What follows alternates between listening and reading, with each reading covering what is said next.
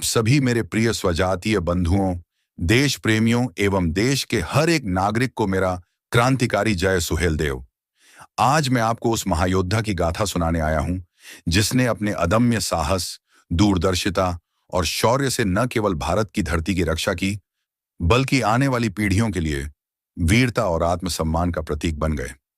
यह कहानी है उस महानायक की है, जिनका नाम इतिहास के पन्नों में भले ही छुपा हो, लेकिन उनके बलिदान और पराक्रम की गूंज सदियों तक सुनाई देती रहेगी। चक्रवर्ती सम्राट राष्ट्रवीर राजभर महाराजा सुहेलदेव जी, जो न केवल एक वीर योद्धा थे, बल्कि एक सच्चे राष्ट्रभक्त और अपने लोगों के संरक्षक थे। आइए इस प्रेरणादायक यात्रा पर चलते हैं और जानते हैं कि कैसे उन्होंने विदेशी आक्रमणकारियों को परास्त कर भारतीय संस्कृति और गौरव की रक्षा की। यह सिर्फ एक कहानी नहीं, बल्कि हमारे आत्मसम्मान और स्वाभिमान का प्रतीक है। तो सुनिए ध्यान से राजभर सुहेलदेव जी की अद्भुत जीवनी कहानी, चक्रवर्ती सम्राट राष्ट्रवीर राजभर। महाराजा सुहेलदेव जी भारतीय इतिहास के एक महान योद्धा और शासक थे। अवध गजेटियर के मुताबिक महाराजा सुहेलदेव राजभर का जन्म साल 1009 ईस्वी में माघ महीने की बसंत पंचमी को बहराइच के सुरहुर नामक गांव में महाराजा प्रसेनजीत के घर हुआ था। महाराजा सुहेलदेव राजभर के माता का नाम जयलक्ष्मी और उनके पिता का नाम बिहारीमल था।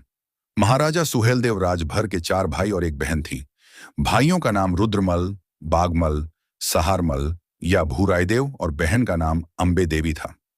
महाराजा सुहेलदेव राजभर, जो 11वीं सदी में उत्तर भारत के अवध क्षेत्र में शासन करते थे, वे राजभर जाति से थे और खासकर सुल्तान महमूद गजनवी के आक्रमण के खिलाफ संघर्ष किया था। उन्होंने हिंदू धर्म और संस्कृति की रक्षा के लिए कई लड़ाइयां लड़ी और विशेष रूप से गजनवी के विरुद्ध अपनी वीरता और रणनीति से महत्वपूर्ण भूमिका निभाई। सुहेलदेव राजभर का नाम भारतीय लोक कथाओं में भी प्रसिद्ध है और उन्हें भारतीय इतिहास में एक आदर्श शासक के रूप में याद किया जाता है। उनकी गिनती उत्तर भारत के महान हिंदू शासकों में की जाती है। महाराजा सुहेलदेव राजभर ने महमूद गजनवी और उसके भांजे सैयद सालार मसूद को हराया था। 15 जून 1033 को बहराइच के चित्तौरा झील के तट पर सुहेलदेव राजभर और सैयद सालार मसूद के बीच युद्ध हुआ था। इस युद्ध में सुहेलदेव राजभर अपने सेनाओं के साथ सैयद सालार मसूद की सेनाओं को गाजर मूली की तरह काटा था। सुहेलदेव राजभर के बारे में कई मिथकों और किंवदंतियों का प्रचलन है। पूर्वी उत्तर प्रदेश में राजभर जाति के लोग उन्हें अपना नायक मानते हैं। हिंदूवादी संगठन सुहेलदेव राजभर को हिंदू राजा के तौर पर चित्रित करते हैं।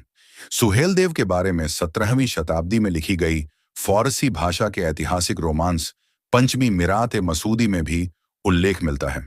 ये कहानी अगर आपको अच्छा लगा हो तो कमेंट बॉक्स में जरूर बताएं और अपने भाई अवधेश कुमार राजभर के चैनल को सब्सक्राइब और वीडियो को शेयर करें।